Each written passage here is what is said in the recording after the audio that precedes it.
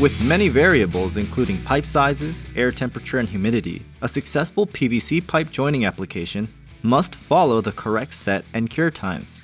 Once a joint has been solvent welded, it is imperative that enough time passes before it can be handled and then pressurized. Rushing this process can result in joint failure and the need to reinstall, costing time and money.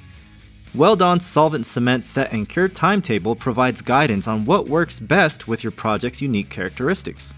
You can access the table on the Weld-On website from your desktop or any mobile device. From the Technical Information drop-down menu, select Solvent Cement Set and Cure Time to be taken to the landing page. View the table on the page or click on the links to download a PDF file in either English or Spanish. The set time schedule references pipe diameters with temperature ranges to calculate the necessary time to allow before the joint can be carefully handled. The cure schedule provides a calculation to determine the necessary time to allow before pressurizing the system.